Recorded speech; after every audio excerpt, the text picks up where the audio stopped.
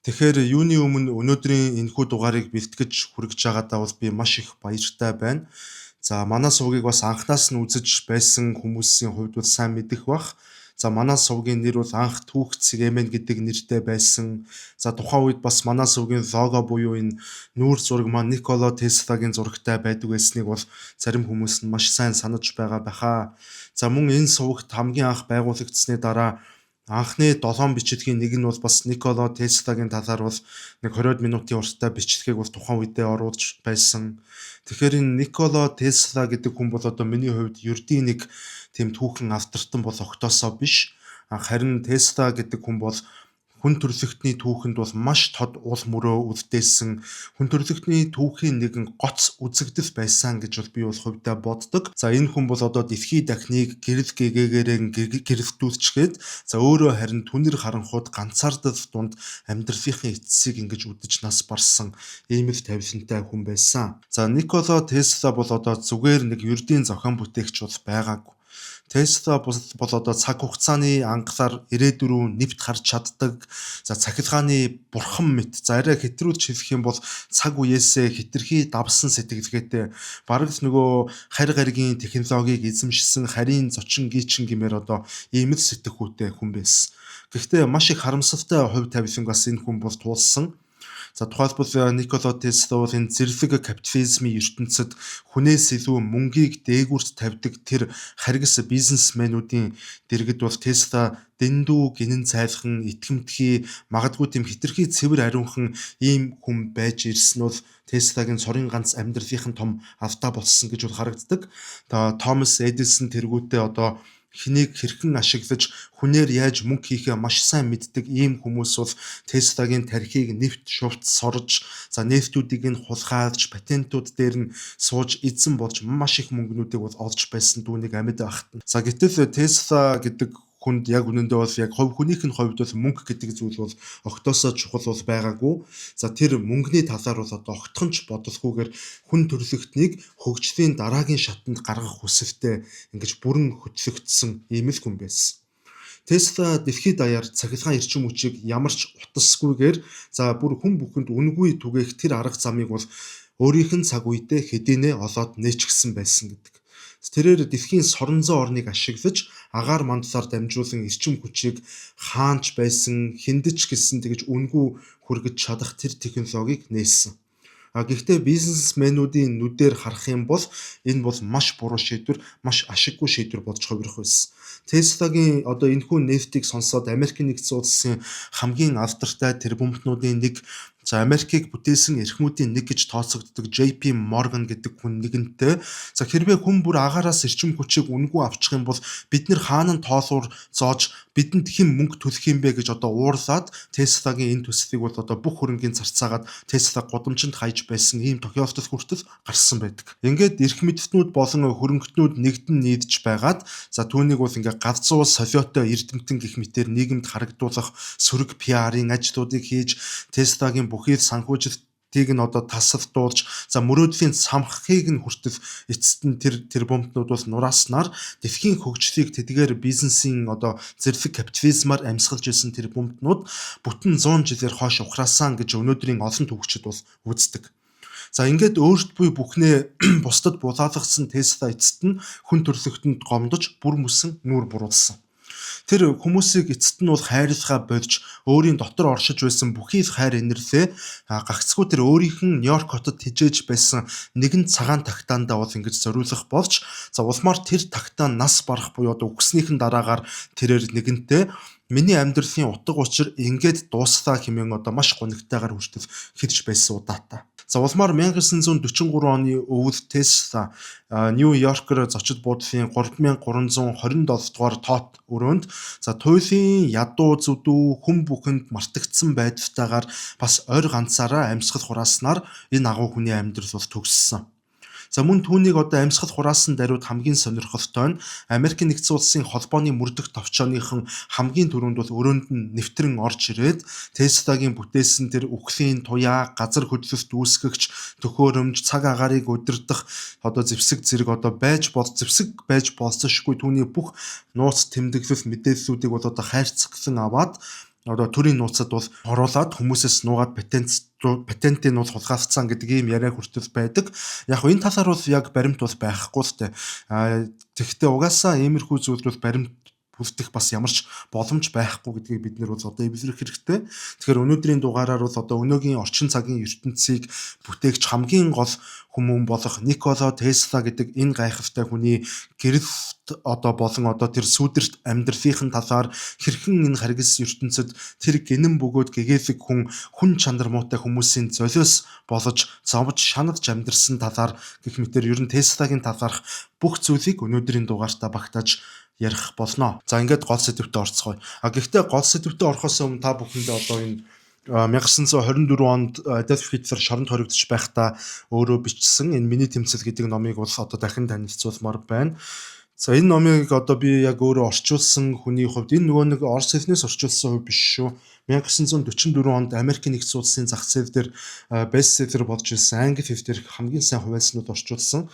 Тэгэхээр яг энэ англи хэлнээс нь орчуулсан хүний хувьд энэ номыг ингээд нээгээд хараад явж байхад надад одоо айгүй тийм гүн гүнзгий сэтгэлдлүүд маш их төрсөн. Тэгээд ялангуяа энэ эхний дэвтэр дээр бол өөрийнхэн дээр түүх намтар Австри-Унгарийн эзэнт гүрний парламентын засаглал хэрхэн дороотож байгаа, хэрхэн хүчээ алдаж авилгалт идэгдэж байгаа талаар за тэгээд одоо Австрийн Вена хотод энэ хэнийг танихгүй тэр том хотод очоод тэр залуухан Хитлер гэдэг хүн хэрхэн ингэж өөрийгөө бүтээж байгаа талаар улс төрийн үзэл баримтлууд нь хэрхэн бүрдэж байна, дэлхийн 1-р дайнд хэрхэн оролцож тулалдсан, тэр дайнаас ямар амьдралын маш үнэтэй зүйлсийг ирээдүйд нацист Германы канцлер болох хуйц тэр хэмжээний туршлагуудыг тэндээс хуримтлуулж авч чадсан талаар гэх мэтэр энэ ном бол ерөөсөө тийм зарим хүмүүсийн үзэж байгаа шиг нацист суртал ухуулаг огтоосоо биш.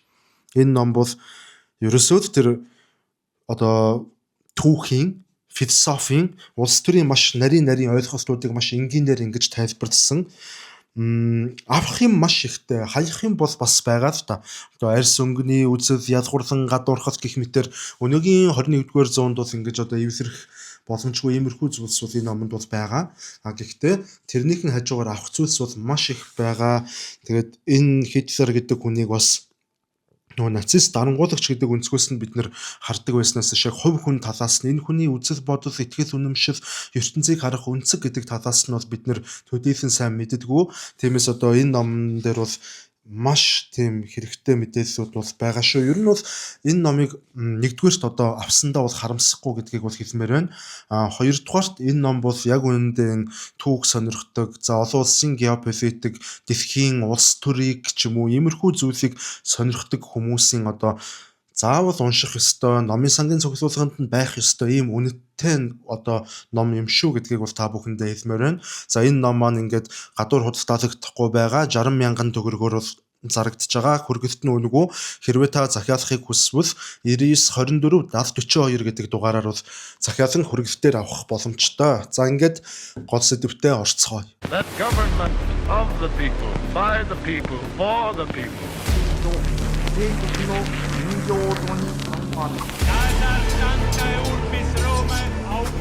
Да здравствует мир между народами.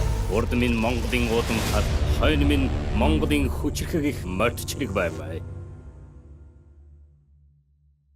19-р зууны дунд үе буюу тэр 1856 оны 7 дугаар сарын 9-ний нэгэн шөнө Балканы хойгт орших. За өнөөгийн Хорват улсын Смилjan гэдэг нэг жижигхэн тосгонд маш хүчтэй аадар бороо тэр шүнжэнгөө ороод аянга цахилгаан газарт бол тасралтгүй бууж за шөнийн тэнгэр яг л тийм өдрийн гэгээтэй болж байгаа мэт ийм их одоо аянга цахилгаантай шүн байсан.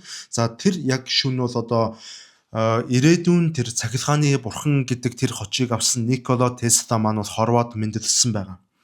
За түүнийг гэрт нь их барьж авсан эмэгтэй тэр цонхны цаана цохилж буй хүчтэй аянгнаас айсандаа болоод одоо хүзүүндээ зүйлттэй байсан загалмайгаа тэгэж гартаа атгаж байгаад за энэ шуурга бол үнэхээр муу ёрын шуурга байна. Энэ хүүхэд бол энэ шуурганд төрж байгаа болохоор харанхуйн хүүхэд болох нь дээ гэж ингэж муу амласан байдаг мухар сүсгээр. За гэтэл үүнийг нь сонсоод Никола Теслагийн ээж юу гэж хэлсэн бэ гэхээр үгүй ээ энэ хүүхэд бол ингэж харанхуй хүүхэд болохгүй харин энэ харанхуй гэрэлтүүлж байгаа гэрэл аянга энэ шүн ингэж сохирч энэ харанхуй гэрэлтүүлж байгаа учраас энэ хүүхэд гэрлийн хүүхэд болох болно гэж одоо ингэж хэлсэн гэдэг ийм домог яриа бол байд юм байлээ. За хэрвээ энэ домог яриа үнэн бол үнэхээр ээжийнхэн хэлснээр энэ домог яриа хожим биелэлээ олж тухайн шүн аянгатай хамт төрсөн тэр Тесла гэдэг хүү бүхэл бүтэн хүн төрлөختнийг гэрэлтүүлсэн зөгнөлийн биелэл болж хувирсан байдаг. Теслагийн тарих бол хүн төрлөختний хувьслын түүхэнд тун ховорхон бүр маш ховор тохиолдох тийм хачирхалтай бараг байж боломгүй гаж гэмээр тийм биологийн гайхамшигтай тарих байсан. Үүнийг үгүйсгэх аргагүй. За яагаад вэ гэвэл Никола Тесла бол одоо хүүхэд байхасаа ихлээр тийм ямар нэгэн зүйлийг бодох, за эсвэл тийм хүчтээс ямар нэгэн сэтгэл хөдлөлтөнд автах үед түүний нүдний өмнө маш хурц гэрлүүд гинт гялбаад бодит амьдрал дээр огтоосоо байхгүй тийм дүрснүүд, хэлбэртэй зүйлсүүд бол нүдэнд нь ээлж дараалан харагдаж ихэвдэг байсан талаар бол Тесла бол өөрөө дурсаж ярьсан байдаг. За нэг ёсонд бол ингэж хараагаараа хий үзэгдэл хардаг ийм хүүхэд байсан гэсэн үг. За жоохон хүүхэд байсан учраас мэдээч хэрэг ийм зүйлүүдээсээ болоод одоо үүнээсээ болоод Тесла маш ихээр одоо хүүхэд байх үед бол айж, шаналж үүндээ маш их дургүй байсан. Гэхдээ нас ахихын хэрээр Тесла энэхүү хий зүйл хардаг чадвараа бол өөрийнхөө хамгийн хүчрхэг зэвсэг болгон хувиргаж бас ашиглаж сурсан байдаг. Теслад альва зүйлийг бол цаасан дээр зурах эсвэл ямар нэгэн байдлаар тийм туршилтын загвар болгоод түүнийхэн дараагаар ингэж бодитоор яг угсрах тийм шаардлага огтоосоо байдаггүй байсан. Яагаад вэ гэвэл одоо энэ талаар юу гэж ярих гээд байна вэ гэхээр Теслагийн тарих нь одоо нэг ёсонд бол өнөөгийн бидний ашигладаг хамгийн сүүлийн үеийн супер компьютерийн тийм 3D дэвшилтэд програм шиг яг тийм байдлаар бол ажилладаг байсан гэж ингэж үзээд байгаа. За тухайлбал тэрээр одоо шинэ хөдөлгүүрийг шинээр санаачлалаа гэж бодоход тэр хөдөлгүүрийн загваруудыг цаасан дээр тэмдэглэж зурах биш харин хамгийн түрүүнд шууд толгой дотроо хөдөлгүүрийн тэр эд ангиудыг нэг бүрчлэн маш тодор төсөөлөн харж байгаад оюун санаандаа тэр эд ангиудыг ингэж угсарч үздэг байсан. Төсөөлс дотроо ингэж угсарч үздэг байсан. Одоо тэгээд дараа нь яадаг байсан гэхээр угсарсан тэр эд ангиудаа төхөөрөмжөө толгоон дотроо буюу тэр оюун санаан дотроо дахиад ажилуулж үзээд толгоон дотроо туршилтаа хийдэг байсан. Яг ийм л одоо онцгой чадвартай нэгэн байсан. Яг ийм хүн өөр байдаг ч юм уугүй ч юм уу үнэхээр хэлж мэдэхгүй. За хамгийн гайхалтай нь тэрээр одоо толгоон дотроо угсарсан машина оюун санаандаа хэдэн 7 хоногийн турш ингэж тасралтгүй ажилуулад одоо ингэ туршилтын процесс гэсэн үг ш тэгж тасралтгүй ажилуулсан гутаа дараа нь бүх эд ангиудаар нь толгоон дотроо ингэж задлаж үзэн гутаа эд ангиудаа ингээ харна. Одоо бодитоор биш толгоон дотор харангуйтаа аль хэсгүүд нь илэгдэлт орж ийн, аль хэсгүүд нь одоо гацавтай ч юм уу муу ажиллаж ийн гэх мэтэр тэр бүгдийг ингэж толгоон дотроо төсөөлөнгуйтаа за тэгвэл энэ ангиудыг ингэж сайжруулах юм байна гэд нэг өсөндө төсөөлөл дотроо шинэ төхөөрөмж зохион бүтээнгуйтаа бүх туршилтын төсөөлөл дотроо хийж үзэн гутаа туршилтын үр дүнгийг ингээ гаргаж чаддаг байсан. Одоо ийм л хачирхалтай, ийм л сууд тарихтай хүн байсан. Ингээд нэг ёсонд бол түүний бүх тооцоолол ямар ч цаас харандаагүйгээр тэр чигтээ түүний тархин дотор боловсруулагдаж ингэж дууссныхын дараагаар яг бодитоор буюу ингэж биетээр бол угсарч эхэлдэг. Тэгээд тэр нь шууд амжилт олдог. Яагаад гэвэл туршилттай айл гэдгийг тархин дотроо хийцэн болохоор. Тэгэхээр түүний энэ мэт одоо юр бусын ой санамж болон төсөөлөн бодох чадвар нь бол тухайн үеийн ямар ч эрдэмтэнд тэр байтугай бид бүхний маш сайн мэддэг алдартай эрдэмтэн зохион бүтээгч гэгддэг Томас Эдисонд хүртэл ийм гоц авьяас бол байгаагүй. Теслагийн хувьд бол энэ хүн 8 хэлээр чөлөөтэй ярьдаг. За номоо одоо уншсан номоо одоо үг үсгийн зөрүүгөө цээжиж чаддаг. Одоо ийм л хүн байсан. За иймээс түүнийг одоо зарим хүмүүс бол харь ертөнцөөс илгээгдсэн тийм одоо харь гаригийн баг мэдээллийн сан гэх мэтээр ингэж хочирч ярьдаг байсан баримтууд байдаг.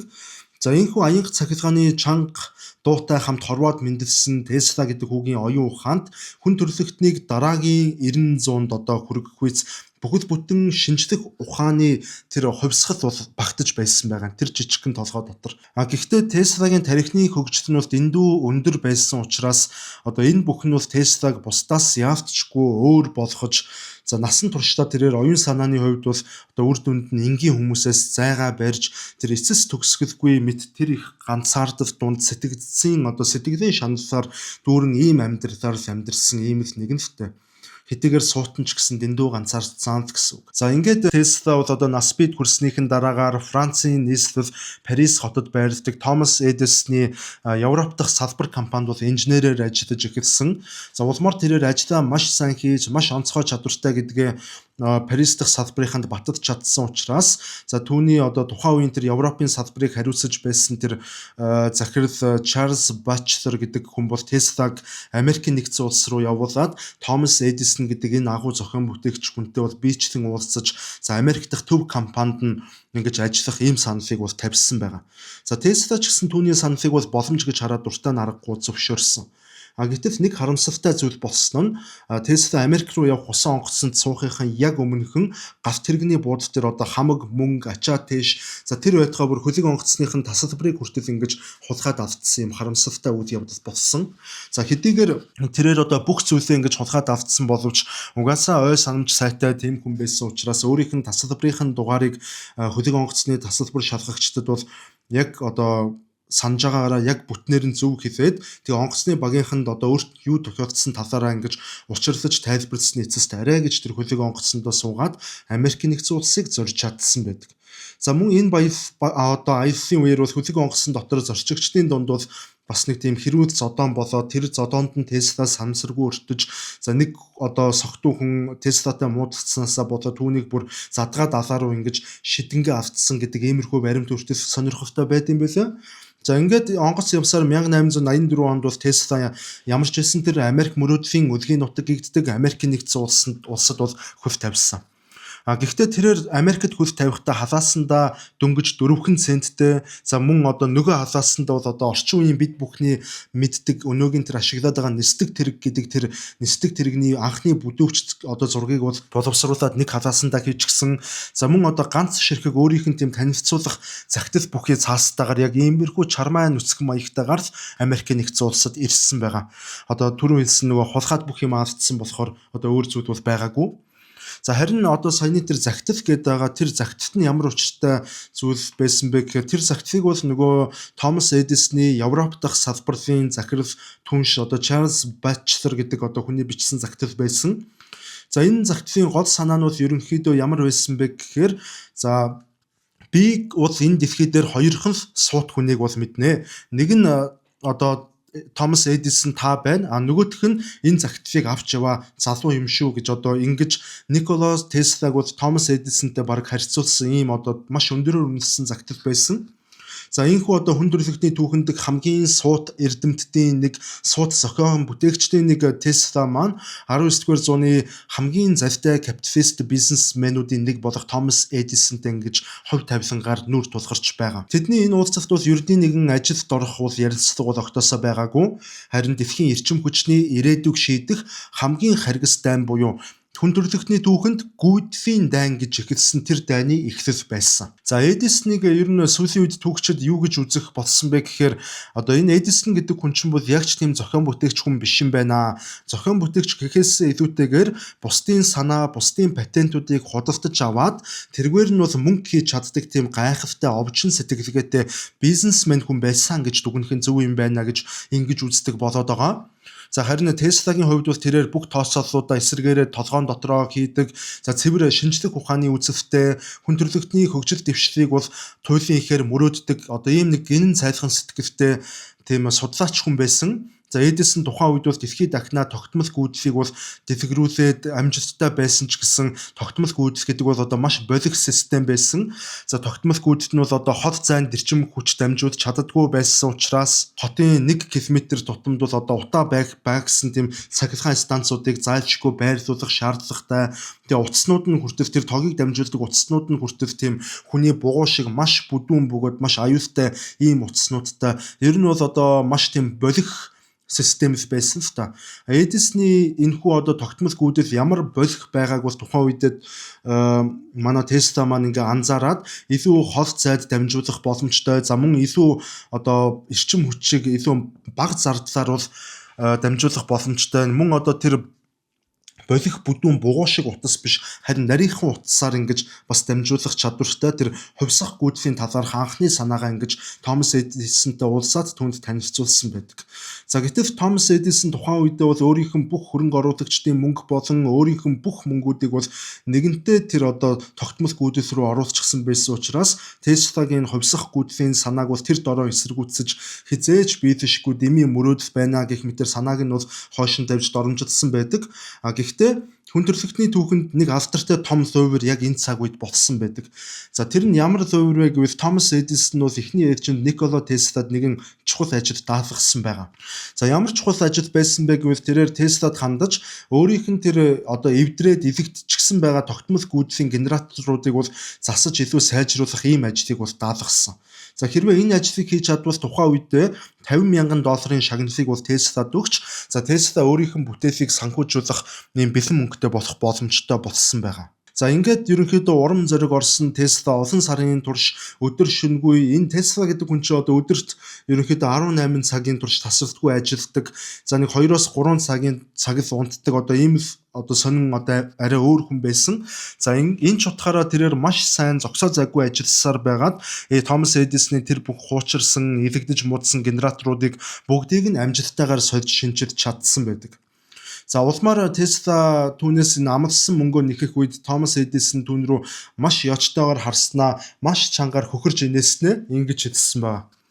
Чи миний ярьсан тэр зүйлд итгэвчгсэн байсан хэрэггүй. За тэр чинь ерөөсөө Америк маягийн хошигнол байсан шүү дээ. Америкчууд энэ чинь ингэж хошигнд юм а гэж одоо Теслад бол хэлсэн байгаа.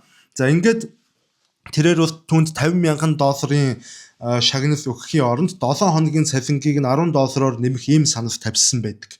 За гэтэл үүнд нь Tesla бол амьдралдаа маш ихээр анх удаа ингэж бухимдсан. За ингээ бухимдаад өөрийгөө залилуулчихлаа, доромжлуулчихлаа гэдгээ ойлгохонгуудаа Томас Эдисоны компаниас бүр мөсөн гарсан байдаг. За Томас Эдисоны компаниас гарсны дараагаар Tesla-гийн амьдралын баг зэрэг тийм хар бараан үеуд бол эхэлдэг.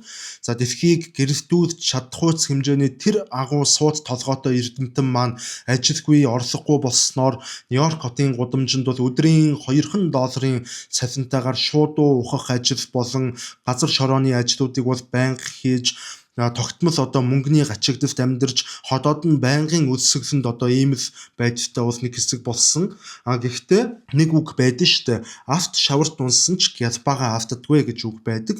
За яг энэ ч утгаараа одоо мань хүн бол энэ хувьсах гүйдлийн гайхамшигын талаар одоо энэ яриануудыг бол ярьсаар байгаад Америкийн нэлээд том бас бизнесмэнүүдийн нэг Жорж Вестингаус гэдэг хүний одоо хараанд өртөж за Tesla-гийн патентэд тэр хүн бол мөнгө төлж худалдаж авснаар хувьсах гүйдэл болон тогтмол гүйдэл хоёрын хооронд түрүүн хэлсэнчлэн жинхэнэ дайн аль биесээр ихэлсэн байдаг. За Tesla яаж хэрхэн одоо энэ өөрт нь ингэж тус болсон хүнтэй танилцсан бэ гэхээр тэрээр гудамжинд хар ажил хийж байх үедээ бол одоо хүн болгонд бол өөрийнх нь тэр хувьсах гүйдлийн талаарх хөдөлгүүрийн талаарх яриаг бол ярьсаар байсан байгаа. За иймээс одоо Tesla-гийн авиасыг анзаарсан AK Brown гэдэг одоо нэг хөрөнгө оруулагч түүнд бол итгэл үзүүлж тусалж багахан хэмжээний хөрөнгө оруулалт хийж тэр хар бор ажил хийхээс нь бол татаж гаргаад лаборатори байгуулж өгөөд Tesla-г эхний ээлжинд бол дэмжсэн байгаа. За ингээд Tesla өөрийн хувьсах гүйдлийн моторыг бол багахан хөрөнгө оруулалтаар бол одоо өгсөрч бол туршиж эхэлсэн. За улмаар түүний энэ нефт бол Америкийн нэгдсэн улсын шинжлэх ухааны хүрээнийхний дунд бол маш ихээр тархаж Америкийн цахилгааны инженеруудын хүрээлэн хүртэл одоо Tesla-г урьж энэ талаар бол илтгэл тавиулж Tesla-гийн нэр хүнд бол маш ихээр өссөн. За тэрээр эрдэмтдийн нүдэн дээр бас өөрийнх нь тэр хувьсах гүйдлийн моторыг ямар ч тийм оч үсэрдэггүй буюу сул талгүй за мөн чанга дуу чимээгүй харин нөгөө чимээ гардггүй маш бага чимээтэй тийм хүчрхэг ажиллаж байгааг бол тухайн үедээ харуулж чадсанаар Tesla-гийн нэр хүнд бүр дахиж даабалтаж өссөн гэж хэлж болно. За ингээд ерөнхийдөө одоо манай Tesla-гийн энэ бүтээл нь бол Питтсбург хотын тэрбумтан Жорж Вестингаус гэдэг хүний сонорт хүрснээр за тэрээр Tesla-тай хамтарч ажиллаж бол эхэлсэн байдаг. Вестингаус гэдэг энэ хүн бол одоо Tesla-гийн талаар олж анх мэдсэн даруйдаа шууд Tesla-гийн лабораторид бол өөрийн биеэр биечлэн очиж түүний моторыг бол одоо хоёр нүдэрээ харангуйтаа тэр доороо шууд дурлсан гэж бичсэн байдаг. За тэрээр Теслад ямар санал тавьсан бэ гэхээр түүний тэр хувьсах гүйдлийн моторыг $60,000 худалдан авах ийм одоо маш ашигтай гоё одоо татгалзахын аргагүй ийм санал тавьсан. За мөн одоо ирээдүйд хувьсах гүйдлээр дамжигдах цахилгаан эрчим хүчний одоо 1 киловатт гэдэг байгаа мó та тэр тутамд нь $2.5 яг энэ нөгөө нэг нарийн юу нөгөө хэмжүүрийн би мэдэхгүй байна. Ямар ч хэлсэн мэддэг хүн байвал бичээд өгөөрэй гэж үсэ. Ямар ч байсан тэр эрчим хүч тутмаас нь $2.5 тийм ашиг өгөхөөр ийм маш ашигтай гэрээ бол байгуулсан. Ингээ ерөнхийдөө түрүүн хэлсэнчлэн албан ёсоор хувьсах гүйдэл болон тогтмол гүйдэл хоёрын хоорондох дайн ингээ эд өөрнөж эхэлж байгаа. За Tesla-гийн хувьсах гүйдэл бол тухайн үедээ мэдээч хэрэг Thomas Edison-ы тогтмол гүйдлээс хамаагүй хямдхан, хамаагүй үр дүнтэй байсан учраас Thomas Edison-ы энэ чиглэлийн бизнес бол бараг дампуурлын ирмэг дээр бол тулж ирсэн. За нөхцөл байдал нэгэнд үнэхээр ингэж хүндэрч эхэлсэн тул Thomas Edison цаашид одоо өөрийнх нь тэр шудраг өрсөлдөөний арга барилыг бол бүрэн орхиж, за бохир аргаараа Tesla-тай өрсөлдөх сонголтыг бол хийсэн. За тэрээр хүмүүст бол одоо ерөнхийдөө энэ хувьсах гүйдэл гэдэг зүйл бол үхлийн аюултай мангас юм аа гэдэг одоо ийм ойлголтыг итгүүлэхийн тулд гудамжны золбин нохой, муур, за тэр байтугай одоо топси хэмээх нэртэй тийм амтны хүрээлэнгийн одоо том биетэй зааныг хүртэл олон нийтийн нүдэн дээр, за мөн сэтгүүлчдийн нүдэн дээр Tesla-гийн тэр хувьсах гүйдлээр дамжиж буй цахилгаан цохиулан олонний нүдэн дээр тэгж амийг нь хөнөөсөн ийм үйлдэлүүд хүртэл гарсан байдаг. За хамгийн аимшигтай нь бол тэрээр бас энэ Tesla-гийн хувьсах гүйдлийг үхэл гэдэг зүйлтэй тэр хар бараан dark зүйлтэй холбохын тулд цаазаар авах цахилгаан сандлыг бол одоо зохион бүтээх үйл ажиллагааг нууцаар санхүүжүүлж анхны цаазын ялыг Tesla-гийн тэр хувьсах гүйдлээр гүйцэтгүүлж, за хүнийг амьдаар нь одоо ингэж шатаах байдлаар олон нийтэд энэ хувьсах гүйдэл гэдэг бол хүний амьд ийм аюултай, энэ бол ерөөсөө тэр үхлийн эрчим хүч юм а гэдэг иймэрхүү PR, хар PR-аар сурталчилж эхэлсэн байдаг. Энэ бол мэдээч 1800 оны сүүл үе гэдгийг ойлгох хэрэгтэй. Хүмүүсийн одоо оюун санаа сэтгэлгээ үзэж харсан тулсан шинжлэх ухаанч зүйлс бол үнэхээр дутуу дулмаг байсан гэдгийг бас ойлгох хэрэгтэй. Гэхдээ Thomas Edison хэдийгээр ингэж харгас бохир залим ихүүдийг хэрэглэж байсан ч шинжлэх ухааны үннийг бол тэр нухчин дарж үз чадаагүй. За ингээд 1893 оны Чикагогийн дэлхийн үзэсгэлэн гэж том үзэсгэлэн болсон. За энэ том үзэсгэлэнг бол одоо Tesla болон Westinghouse-ийн багийн тэрхүү хувьсах гүйдлэр бол бүхэлд нь гэрэлтүүлэх тэр эрхийг тухайн үзэсгэлэнг зохион байгуулагч нар бол тэднэрт бол Tesla-гийн хувьсах гүйдэлд өгсөн байгаа.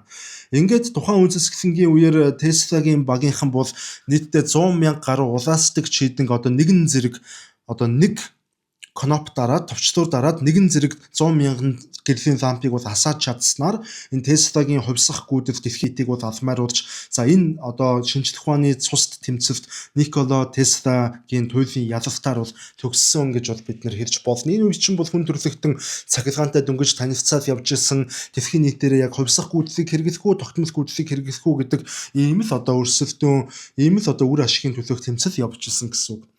Гэхдээ одоо энэ том эрхийг аваад ингэж олон нийтэд түүний хувьсах гүйдэл хүлээн зөвшөөрөгдлөө гэдэг Tesla-гийн сэтгэл бол хязгаарч ханаагүй. За тэрээр одоо нэгэн техник тулаандаа ялсан тул дараагаар нь өөрийнх нь хүүхэд насныхан мөрөөдлийг биелүүлэхийн зүгт хөдөлж эхэлсэн байна. За Никола Tesla бага насндаа сургуульд суралцж байх үедээ тэрээр нэг удаа нэг номноос Хойд Америкт орших аврах том Ниагарагийн хүрхрээний зургийг бол анх удаа олж харсан байдаг. За ингээд тэрээр шууд нүдэндээ өөрөө шууд төсөөлдөг авиасаараа төсөөлж эхэлсэн. За усны тэр их одоо хүчтэй уналт хэрхэн доошоо унаж байгааг бол Никола Tesla төсөөлснийхэн дараагаар тэрээр авраг ахтаа бол хандаж, за би нэг л өдөр Америкийн нэгдсэн улс руу явж очоод энэ аврах том хүрхрээн дээр дугуй зоож байгаад тэр эрчим хүчийг нь бол одоо ашиглаж цахилгаан гаргаж авах болно гэж бол ингэж тухайн үед бол авгахтаа хэлсэн байдаг гэдэг хүүхэд байх үедээ. За тухайн үед бол мэдээж хэрэг түүний авгах нь түүний хэлснийг бол одоо инээмсэглээд сонсоод өнгөрүүлсэн. Гэхдээ бодит байдал дээр түүнийг ингэж хэлсэн энэ үгнээс нь хойш 30 жилийн дараа тэр бяцхан хүү дэлхийн эрчим хүчний түүхийг дахин шинээр бичгээр Ниагараны хүрхрээн дээр очсон байдаг. 1890-ад оны ихэр бол хөрөнгө оруулагчид Ниагараны хүрхрээний асар их тэр усны хүчийг ашиглаж 32 км-ийн цаана орших Буффало хотыг бол цахилгаанаар хангах тийм маш том төслийг бол эхлүүлэхээр шийдсэн байдаг. За энэ төслийг одоо удирдах хорооны дараагаар Английн нэрт эрдэмтэн Лорд Келвин гэдэг хүн ажиллаж байсан.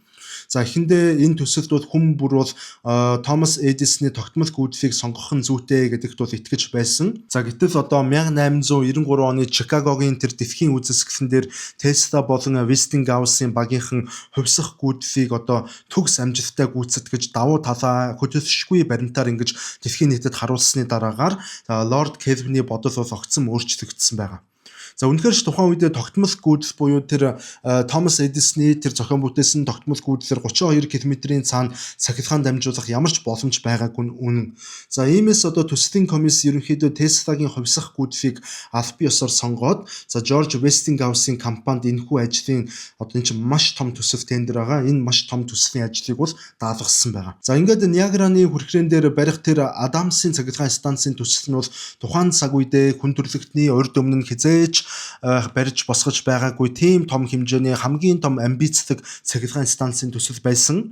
За ингээд Теслагийн зохион бүтээсэн 5,000 морины хүчин чадалтай аврах том хувьсах гүйцэтгэхийн генераторуудыг Ниагараны хүрхрээний дээр бол ингээд суйрлуулж эхэлсэн. За хөрөнгө оруулагчдын хувьд энэ нь мэдээж хэрэг анх удаа хийж буй асар том төсөл байсан учраас энэ төсөл үнэхээр бүтэх болов уу? За бид нар хэтэрхий том эрсдэл гаргачих шиг боллоо гэх мэт иймэрхүү дотоод айдас эргэлзээнүүд маш ихээр төрж байсан.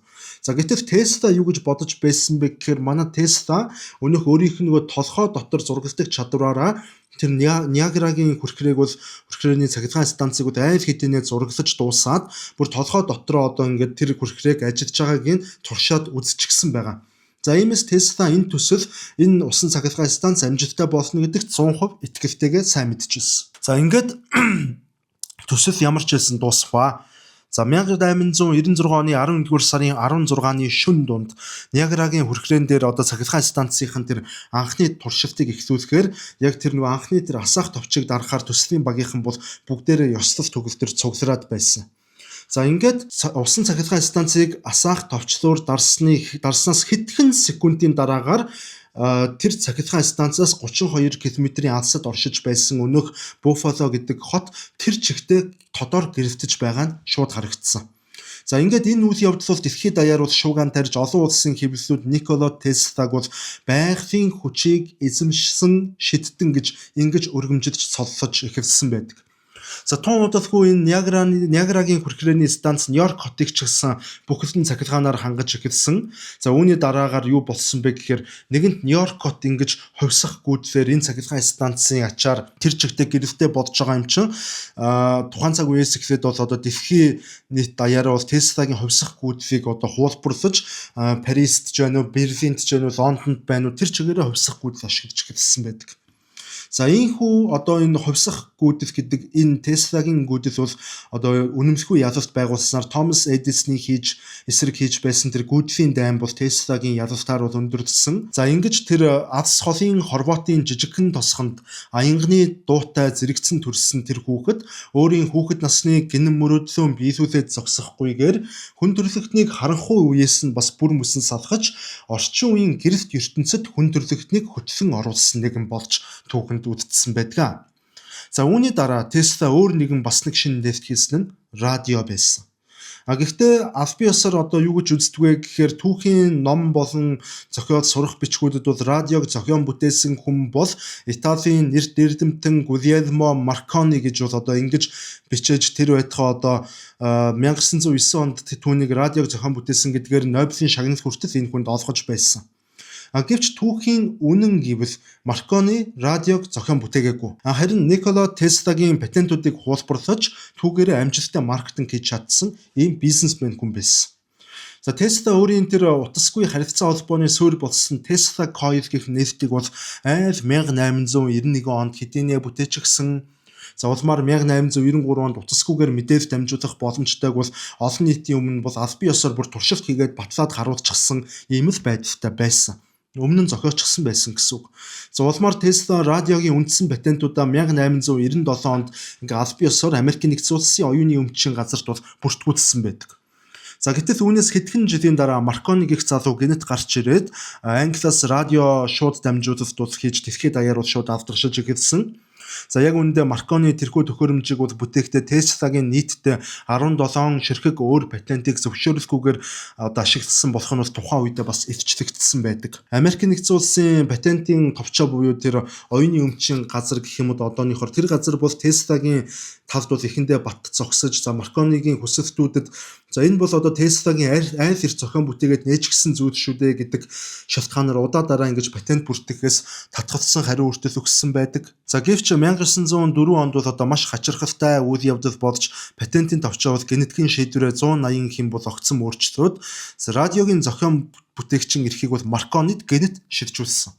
За үүний цаад шалтгаан бол хожим мэл болсон. Ямар шалтгаантай байсан бэ гэвэл өнөөх одоо Марконигийн ард ямар хүмүүс нуугдаж байсан бэ гэхээр нөгөө Дайсон болох тэр Томас Эдисон болон за мөн одоо Америкийг бүтээсэн эрхмүүдийн нэг гэж тооцогддог Андрю Карнеги зэрэг одоо Америкийн маш том тэрбумтнуудын санхүүжилтээр бол одоо Маркониг бол тэд нэр дэмжиж за мөн одоо патентын хороонд бол эдгээр тэрбумтнууд лобби бүлгэн байгуулах замаар тэр бүх патентуудыг Никола Теслагаас булан авч Маркони дүгэх ажиллагааг ингэж зохион байгуулалтаар хийсэн байна гэдг нь бол хожим нотлогдсон.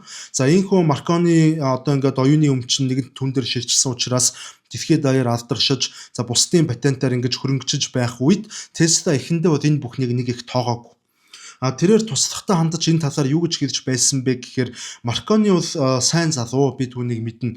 Түүнийг одоо би энэ ажлаа үргэлжлүүлээд хийгээд байгаасай л гэж хүсэж байна. Тэр одоо яг үүнд бол миний тэр 17 ширхэг патентыг л ашиглаж энэ бүхнийг хийж байгаа ингээл нэг хүн шүү дээ гэж ингэж 50-аар хэлж байсан байдаг. За ингээ харахаар Tesla гэдэг энэ хүн бол одоо мөнгө эсвэл нэр хүндэнд бус харин өөрийнх нь тэр зохион бүтээсэн технологи нь хүн болгонд тэр хүн төрөлхтөнд хүрч тэр хөгжил дэвшилт авчирч байгаад л одоо маш ихээр баярлагддаг тийм дэндүү гинэн сайлхан ийм л одоо сайхан сэтгэлтэй эрдэмтэн байсан байна гэдг нь харагдаж байгаа. За гэтэл нэг үйл явдал болсон. 1909 онд Маркони Tesla-гийн хийсэн ажлын үр шимээр Нобелийн шагнал авах үед Tesla-гийн төвчээр алдарч шүүхэд зарга мэдүүлж эхэлсэн байдаг анх удаага. За даанч тухайн үед одоо Tesla нэгэнтээ санхүүгийн хувьд нэлээд докторгүй хүнд байдалд орчихсон байсан учраас за Tesla одоо тэр бүх хүчирхэг корпорациудын эсрэг бол олон жил шүүхтэлцэх ямар ч боломж түүнд байгаагүй.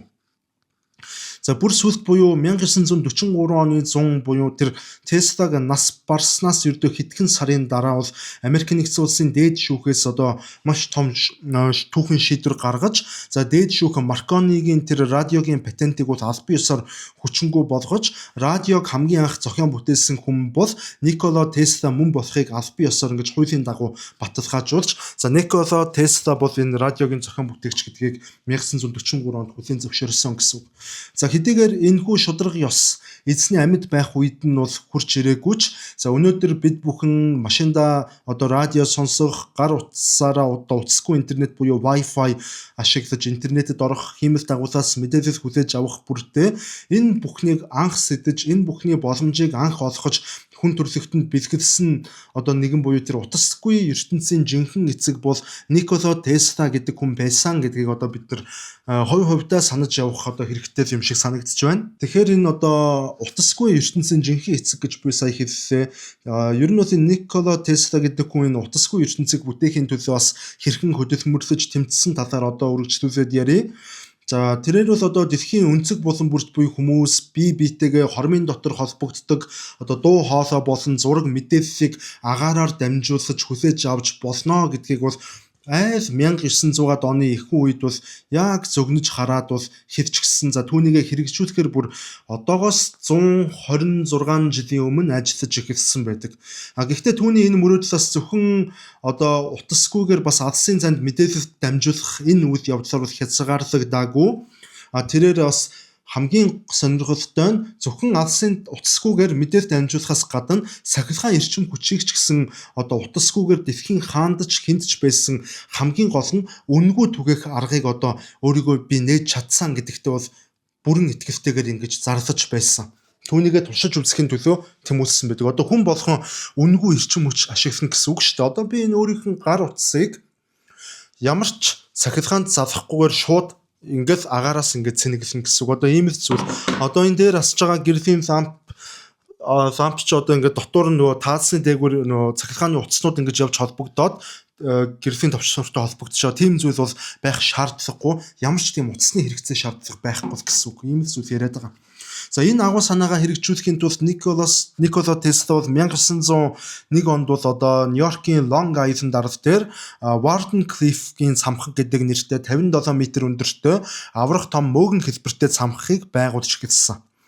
За тэрээр бол дэлхий өөрөө асар том соронзон дамжуулагч гэдгийг тооцоолсон бөгөөд за энэхүү цамхгийн тусламжтайгаар цахилгаан соронзон долгионыг бол газар шороо болон тэр агаар мандлын дээд давхаргаар дамжуулан алслагдсан бүс нутгуудад ч гэсэн эрчим хүчийг утасгүйгээр хүргэхээр тэгж төлөвлөсөн байгаа. За хэрвээ энэ цамхаг бүрэн ажиллаж эхэлсэн бол хүмүүс ямар ч цахилгааны утасгүйгээр шууд гэрлээ асааж цахилгаан хэрэгсэлтэй бол ажиллах боломжтой буюу түрүүний жишээ шиг ийм үйл явдлууд бол болох бүрэн боломжтой байсан. За энэ төслийг бол тухайн үеийн Америкийн хамгийн хүчирхэг тэрбумтан банкны эзэн бид бүхний сайн мэдэх JP Morgan гэдэг хүн анх $150 мянган санхүүжилтаар бол одоо санхүүжүүлж эхэлсэн. Гэхдээ JP Morgan энэ цамхгийг бол зөвхөн радио холбооны зориулалтаар буюу хувьцааны мэдээллийг Европ руу маш хурдан дамжуулах зориулалттайгаар буюу одоо өөрийнх нь бизнесийг дэмжих, өөрийнх нь бизнест ашигтай байх зорилгоор ингэж мөнгөнд санхүүжилт олгосон байдаг. Тэгээ мань одоо Tesla яг одоо гол зорилгоо нэг ёсондоо бол JP Morgan гэдэг тэр бомбонд хэлэлгүйгээр JP Morgan гэдэг хүнд өөрт нь тэр ашигтай хувилбар нь бүтэх боломжтой гэдэг байдлаар бол одоо танилцуулгуудаа мөнгөний аваад хийцсэн байгаа юм л. За ингээд цамхгийн барилгын ажил ерөнхийдөө анхны төсөөлж байснаас бол ингээд нэлээд сунжраад анхны хөрөнгө оруулалт нь бас дуусаж эхлэх үеэр Tesla аргагүй ирхэн JP Morgan-д өөрийнх нь жинхэнэ цаад зорилго буюу дэлхийд даяар тэр үнэгүй эрчим хүч түгээх гэж байгаа тэр зорилгоо тайлбарлаж хэлсэн байгаа. За гэтэл түүний энэ агуу зорилгыг JP Morgan сонсоод бол маш ихээр цочирдож бас маш ихээр уурлсан. За үүнийг сонсоод JP Morgan-ны Tesla-д хамгийн түрүүнд хэлсэн үг бараг асуулт нь юу байсан бэ гэхээр хэрвээ хинч хаанаас ч цахилгааныг худалдаж авч хэрэглэхээ болчих юм бол бид нэр хаана тоолуур зоож за хинээс бид нэр одоо хинт цахилгаанаа бид нэр зарах болж чинь хинээс бид нэр мөнгө олох болж чинь гэж одоо ингэж гайхаж асуусан байгаа. Тэр хүнд бол одоо бизнес нь бол чухал байсан нь бол эндээс харагдаж байгаа. За ингээ үнгүй зүйлээс ашиг олох ямар ч боломжгүйг ингээ ойлгосон JP Morgan за энэ төсөл бол ерөөсөө дампуурл юм байна. Би өөрөө өөрийнхөө эсрэг баг амиа хорлолт хийгээд байгаа юм байна гэж үзэнгуудаа санхүүжилтаа бүр мөсөн зогсоосон. За мөн энэ Tesla-гийн хийж байгаа энэ төслийн цаад зорилгыг бол одоо Wall Street-ийн хамгийн баян бизнес эрхлэгчдэд бол JP Morgan бүгдэнд нь ингэж хэлэж за бүх хүмүүс одоо Nikola Tesla-гийн тэр Warden Cliff-ийн цамхгийн хөрөнгө оруулалтаа зогсоо гэдэг ийм хатуу шаардлага тавиад нэг ч центиг дахиж нэг ч бизнесмен Tesla-д өгч болохгүй шүү гэдэг одоо ийм баг тушаал маягийн зүйл буулгасан байгаа. JP Morgan бол ерөөсөө гайхамшигтай баян хүн байсан, асар нэр хүндтэй байсан, бараг энэ бизнесийн салбарын, банкны салбар, санхүүгийн салбарын загалмайлсан эцэг байсан болохоор түүний үгнээс зөрж чадах бизнесмен тухайн үед бол байгаагүй. Ингээд дэлхийг өөрчлөхөд одоо ердөө ингээ ганцхан алхам дутуу байхдаа Tesla ингээ ганцхан өдрийн дотор бол хинт ч хэрэггүй хүн бүхэнд бол хаягдаж шийгдсэн одоо хүн бүхэнд тэгж гадсуу солиотой эрдэмтнээр адлагдсан ийм одоо нийгмийн гадуурхал бүлэгдэвтэнд бол өртөж эхэлсэн байгаа. За тэрээр ингээд хэдэн жилийн турш яг хөрөнгө оруулалтанд дууссаныхан дараагаар бас тэр дутуу барьсан цамхаа аварч үлдэх гэж өөрийнх нь үлдсэн бүх хөрөнгө мөнгөө дайчлан зарцуулж за тэр байтугай өөрийнх нь биеийн эрүүл мэндийг хүртэл ингэж солиослон тэмцсэн боловч за эцсийн дүндээ бол Tesla маань одоо маш их өртөө хоцорч бүр мөсөн дампуурсан байгаа. За ингээд 1917 онд Америкийн нэгдсэн улсын засгийн газар түүний өрийг дарах нэрийдлэр бол одоо тэр бариад байсан тэр барилга буюу тэр нөгөө Warden Cliff-ийн цамхгийг нь нурааж за төмрийн хаягдал болгож ингэж зарж Tesla-гийн өрний нэлээдгүй хэсгийг нь бол одоо хүчээр тэгж даруулсан байдаг. За ингээд цамхаа хэрхэн нурахыг харсан Tesla-гийн зүрх сэтгэл тухайн цагаас хойш хизээч эдгрээгүй гэдэг. За хэрвээ Америкийн нэгдсэн улсын тэр тэрбумтан JP Morgan тухайн үедээ өөрийнх нь тэр шунлыг хоош нь тавьж байгаад Tesla-гийн мөрөөдлийг хэрвээ дэмжсэн бол өнөөдөр бид бүхэн магадгүй дэлхийн дулаалал, агаарын бохирдол, эрчим хүчний дайн гэх мэтэр одоо маш олон зүйлийг огтоосоо мэдэхгүй шал өөр ертөнцид хавьгүй илүү дээр ирээдүйд илүү өндөр хөгжилтэй гариг дээр бас амьдрах байсан гарцаагүй. За энэ явдлыг бол одоо агуу суут ухаан мөнгөний өмнө бас хэрхэн хүчин мөхөсдөж хүчгүйддгийн нэгэн тод бөгөөд одоо нэгэн тийм гашуун жишээ болсон гэдгийг одоо энэ үйл явдлаар бол бид бүхэн харж болохоор байна. За Никола Теслагийн одоо энэ тарих ерөнхийдөө хүн төрөлхтөнд гэрэлхийгээ технологийн дэвшлийг бас бэлгэлсэн боловч за хувь хүнийхний хувьд бол түүнийг одоо эцэс төгсгөлгүй шаналл ганцаардын ангалд бол одоо орхиж хоцроосон. За түүний юр бусын оюун ухаан зөвхөн шинжлэх ухааны тооцоолол хийгээд зогсохгүй бид бүхний нэрлэдгээр нөгөө маш сайн мэддэг OCD гэдэг эмгэг байдаг. Ийм эмгэгтэй болгосон. За бүр одоо түүнээс ч илүү OCD-гээс бас тогтохгүй ингээ маш олон төрлийн тэм сэтгцийн хүнд асуудлуудыг бас түүний энэ ганцаардал сэтгэл готрлнууд бий болгосон гэж үздэг юм байлээ. За яагаад ч мэдэхгүй тухайлбал энэ Tesla амьдралынхаа сүүлийн жилүүдэд бол энэ 3-ын тоо болон энэ 3-ын тоонд хуваагддаг тоонуудад бол маш ихээр автаж бараг донтож эхэлсэн. За түүний өдөр тутмын амьдрал яг л энэ математикийн хатуу хууль мэт ингэж хязгаарлагдмал болж өөрчлөгдсөн байдаг. За тухайлбал тэрээр ямар нэгэн байшин барилга руу орохоос өмнө тухайн барилгаа нийтдээ 3 удаа тойрж алхдаг болсон. За мөн одоо зочид буудлын өрөө захиалахдаа өрөөний дугаар нь заавал 3-ын тоотой эсвэл 3-ын тоонд хуваагддаг байх ёстой гэдэг ийм хатуу шаардлага тавьдаг талаар за мөн одоо түүний насан эцэс болох хүртлээр тэр амьдэрсэн Нью-Йоркер зочид буудлынх нь өрөөний тоон, өрөөний дугаар нь 3327 гэдэг ийм тоот өрөөтэй байсан гэх мэтээр иймэрхүү сонин баримтууд бас маш их байдаг. За түүнчлэн Никола Тесла гэдэг хүн бол ням бактериас үхтлээ айдаг буюу тэр мезофобия гэдэг одоо ийм эмгэгтэй хүн байсан. За тэрээр хүнтэй гар барихаас бол одоо байнгын татгалцдаг хоол идэхдээ тэр ширээ болон аяг тавгаа бол өнгөж тэгж гялалцсан нийтдээ 18 яг ийм 18 ширхэг салфеткаар бол ингэж арчиж зүлгэж дуусаад хоолоо иддэг ийм хүн байсан гэдэг. За мөн эмэгтэй хүний одоо сувдан эмгийг хараад шууд одоо Теслагийн дотор муухай оригддаг одоо бусдын бас бусад хүмүүсийн үсэн түрхээс одоо хүний үсэн түрхээс маш ихээр шижигддэг ийм хүн байсан. За энэ бүх ачаалалтай зуршлууд нь түүнийг бол одоо нийгэм болон бусад хүмүүсээс улам бүр тусгаарласан гэж нэг талаараа бол ойлгож болно. Мөн Tesla одоо өөрөө хувь хүнийхэн хувьд маш өндөр нуруулаг, царайлаг, ийм боловсралтай, ухаалаг ийм хүн байсан учраас тухайн үед Америк нэгдсэн улсад маш баян чинэлэг болон маш олон тийм үзэсгэлэнтэй эмэгтэйчүүд бол түүнтэй дотносох гэж оролддог байсан. Гэхдээ тэрээр амьдралынхаа туршид бол хизээж гэрлэж ямар нэгэн байдлаар огтоосоо романтик харилцаанд бол орж байгаагүй.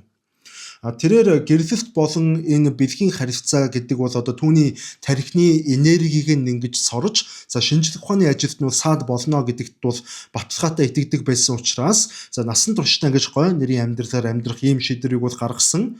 За тэрээр нэгэн удаа бол одоо хэрэгтэй бол энэ гэрлсэн хүн түүхэн дагуу нээлт хийж байсан тохиолдол бараг байдаггүй гэж хүртэл бол хэлж байсан байдаг. Гэхдээ түрүүн хэлсэн энэ үйл явдлууд эдийн засгийн олон дарамтуудын улмаас Tesla бүх хөрөнгөө алдаж нийгэмдээ гадуурхагдаж эхэлсэн учраас тэрээр эцэст нь бол одоо хүмүүсээс бүр мөсөн нүүр буруулж амьдралынхын цорын ганц баяр баясгалан тэр Нью-Йорк хотын цэцэрлэгт хүрээлэнд нисдэг газар шидсэн будаа иддэг тэр цагаан тагтаануудыг одоо хооллож өнгөрүүлэх тэрнээс аз жаргал бол авдаг болсон.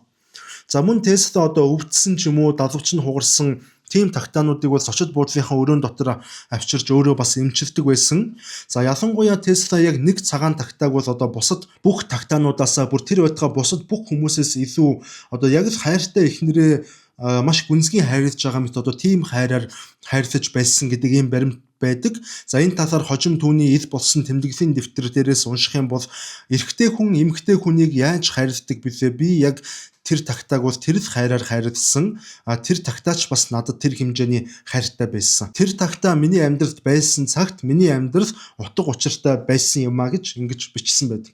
Харин тэр тагтаа өөхөх үед Tesla-гийн дотор оршиж байсан ямар нэгэн зүйл бас дагаад өгчихсэн. За ингээд эцэст нь 1943 оны 1-р сарын 7-ны өдрийн тэр нэгэн хүйтэн орой Нью-Йорк хотын Нью-Йоркер зочид буудлын 3327 тоот өрөөнд 86 настай Никола Тесла зүрхний шигдээсээр бол амьсгал хураасан. За түүний амьсгал хураасан байхыг хамгийн анх түүний өрөөнд үйлчлэгээ хийх гэж орж ирсэн буудлын үйлчлэгч бол олж мэдсэн. За тэр үед бол одоо түүнийг амьсгал хураах үе түүний халаасан дотор сохор зоосч байгаагүй. Никола Тесла гэдэг хүн бол бүрэн дампуурчихсан байдалтай байсан. За мөн тэрээр одоо хэдэн 10 мянган долларын өртөө ядуу тарчиг хүм бүхэнд бүр мөсөн мартагдсан байдалтайгаар энэ хорвоогоос явсан байдаг. За түүнийг өгөхөд бол хажууд нь мэдээч хэрэг нэгч найз нөхдөн, хамаатан садан эсвэл гэр бүлийнх нь ганц ч хүн байгаагүй. Энэ агуу сууд хүний төгсгөл ийм их ганцаардал дунд төгссөн гэж бодохоор бол маш их харамсалтай санагддаг. Гэхдээ түүнийг өгсөн даруйд хамгийн сонирхолтой зүйл нь энэ зочид буудлын өрөөнд нь бусад янз бүрийн зочид ирэхээс өмнө Америкийн нэгдсэн улсын одоо засгийн газар буюу тэр холбооны мөрдөх товчоо болон гадаадын иргэдийн өмчийг хамгаалах газрын албан хаагчд бол тэр дор нь одоо түүний өрөөнд дотор нэвтэрч орсон байгаа. За тухайн үед бол дэлхийн 2 дугаар дай мэдээч хэрэг эд дундаа өрнөж байсан учраас Теслаг нас барахынхаа өмнө үхлийн туяа болон тийм олон зуун километрийн цаанаас дайснуудын онгоцыг хайлуулж устгадаг лазерын зэвсэг тийм супер зэвсгүүдийг бол зохион бүтээсэн. За мөн Tesla цаг агаар удирдах тийм төхөөрөмж зохион бүтээсэн гэхэд ийм цуу ярианууд сургалтууд бол Америкийн нийгэмд бол маш хүчтэй тархаад байсан учраас Никола Теслаг дөнгөж өгсөн гэдэг ихний мэдээг сонссон даруйд холбооны мөрдөх товчооных нь түүний зочид буудлын өрөөнд дотор дайрж орж ирээд бүх бичиг баримт, бүх тэмдэглэл, бүх түүнтэй холбоотой бүх зүйлсийг бол тэгэж хуран авч явсан байдаг. Америкийн нэгдсэн улсын зүгээс одоо засгийн газар одоо эдгээр нууц технологиуд зөвлөлт холбоот улс эсвэл одоо нацист Германы гарт орох уу гэдгээс бол тухайн үедээ маш ихээр айж байсан нь бол ойлгомжтой. За тиймээс тэд Tesla-гийн нийтдээ бол одоо 80 гаруй хайрцаг бүх бичиг баримт, тэмдэглэл, туршилтын багаж хэрэгслүүдийг бол хуран аваад ингээд төрийн нууцд бол хадгалсан. За хожим тэдгээр бичиг баримтуудыг шалгах ажлыг Массачусетсийн технологийн институтын профессор Джон Трамп гэдэг хүн буюу за өнөөгийн Америкийн нэгдсэн улсын ерөнхийлөгч Дональд Трампын аваг ах бол гардан гүйцэтгэсэн байдаг. За Дональд Трамп ерөнхийлөгч аваг ах Джон Трамп бол тэр бүх тайлангуудыг шалгаж үзээд тухайн үедээ Tesla-гийн тэмдэглэлд бол аюултай зэвсгийн шанартай зүйлс бол огтосоо байхгүй байна гэдэг ийм тайлангууд бичиж танилцуулсан. Гэхдээ маш олон судлаачид Америкийн нэгдсэн улсын засгийн газар Tesla-гийн хамгийн чухал нээлтүүдийг бол нуун дарагдуулж цэргийн зориулалтаар ашиглах гэж авч үлдсэн гэж бол өнөөдрийг хүртэл хардаж өөр хоорондоо бол маргагдсаар байдаг. За мөн эндээс бас маш олон тооны тийм хувилдааны онолуудаж гарч ирсэн. За мөн Tesla-г нас барсны дараагаар түүний одоо нэр болон нээлтүүдийг бол зориуд 10 жилийн одоо сурах бичгүүд, түүхийн хуудаснуудаас арчиж бүх гавьяаг нь бол Томас Эдисон, Гильермо Маркони зэрэг одоо бусад тийм зохион бүтээгч нэртэй хүмүүст бол хамааруулах тийм компанит ажлыг бараг төрийн дэмжлэгтэйгээр эхлүүлсэн байдаг. За ингэснээр Tesla нэг хэсэгтээ бол нас барсныхан дараагаар олон нийтийн дунд бол зүгээр л нэг сэтгцийн өөрчлөлттэй галзуу эрдэмтэн гэдэг одоо ийм л дүрээр бол дурсагдж ирсэн. Гэхдээ цаг хугацаа гэдэг бол мэдээч хэрэг хамгийн хүчтэй шүүгч. 21-р зуун гарснаар хүн төрлөختөнд Tesla-гийн тэр агуу алсын хараануудыг бол арайхийн ойлгож эхэлсэн байгаа. За тухайлбал тэрбумтан Илон Маск өөрийн цахилгаан автомашины компанийг Tesla гэж одоо түүний нэрээр ингэж хүндэтгэж нэрлэсэн нь бол үнэн хэрэгтээ Никола Tesla-гийн тэр нэр авторыг дэлхийн нийтэд дахин мандуулахад бол маш том одоо түлхэц бүхий ийм үйл явдал болсон гэж бол харж болно. За өнөөдрийн одоо бид бүхний ашиглаж буй энэ бүх одоо гар утаснууд, Wi-Fi төхөөрөмжүүд, радио холбоо, удирдлагатай тоглоом, дрон, эсвэл одоо рентген, туяан, неон гэрэл гэдэг одоо хамгийн гол нь дэлхийн нийтийг өнөөдөр тэр чигт ингээд бүрхээд байгаа энэ нүдэнд үл харагдах цахилгаан эрчим хүчний одоо энэ сүлжээнүүд бүгдээрээ хамгийн анх Никола Tesla-гийн тархинаас урган гарч 20 дугаар зууны одоо эхний 10 жилд гэсэн үг шүү дээ. Одоо зарим технологиуд нь бүр 19 дугаар зууны одоо сүүл үед төгсгөл үед одоо Никола Tesla гэдэг хүний тархин дотор одоогоос 120-оос 130 жилийн өмнө бол одоо энэ Wi-Fi гэдэг одоо энэ бүх зүйлс бол хэдийнэ Никола Tesla-гийн тархинаас бий болоод гарчсан байсан гэсэн үг. Бүтээгдэхчсэн байсан гэсэн үг. Тэгээд Tesla бас яг хуу амьд ахуй цагтаа бол одоо бусдад хууртагдаж, доромжлогдож ингэж олон зүйлийг бол туудж явсан. Гэхдээ энэ үеэрээ тэрээр сэтгүүлчдэд бас нэг сонирхолтой үг хэлсэн байдаг. Тэр нь ямар үг вэ гэвэл магадгүй одоо цаг үе тэднийх байж болно. Гэхдээ ирээдүйн цаг минийх байх болно гэж ингэж хэлсэн байдаг Tesla. За түүний энэ үг бол үнэхээр биелсэн. Томас Эдисон тэр Морган тэргүүтэй баячууд бол одоо тухайн цаг үеийнхэн мөнгө эрх мэдлийг бол одоо гартаа атгаж байсан тухайн цаг үедээ бол хүчтэй хүмүүс байсан боловч Tesla өнөөдрийн бидний амьдарч буй ирээдүг тэр чигт нь Tesla атгаж байна.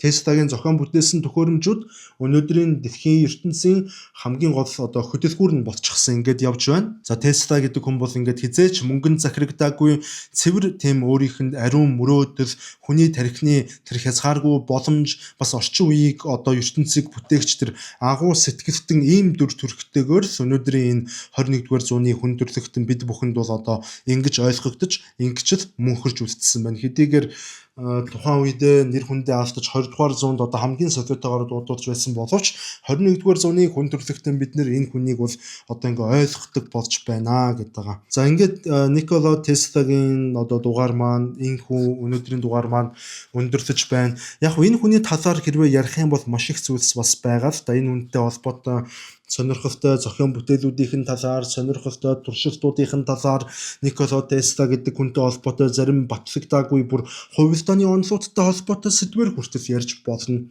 Гэхдээ өнөөдрийн дугаар бол яг уу тэр хувь хүн гэдэг хувь хүний дотоод сэтгэл, дотоод үнцэг, энэ хүний тэмцэл болон замнал амьдрал тохиолдсон нөгөө хамгийн тэр голлох яг нөгөө баримтууд дээр тулгуурсан зүйлүүдийн талаар бол ярьсан гэдгийг бол та бүхэн маань зөвөр ойлгоорой. Тэгээд энэ хүртэл үзэж сонссон та бүхэндээ маш их баярлалаа. За номын төгсгөлт нь дахиад хэлэхэд бол энэ хүртэл үзсэн хүн бол энэ номны дундуур контентын дундуур энэ номны суртал шалтгаан гарсныг бол санаж байгаа байх. Тэгээд сануулхад бол энэ ном маань 60,000 төгрөгөөр худалдаалагдаж байгаа.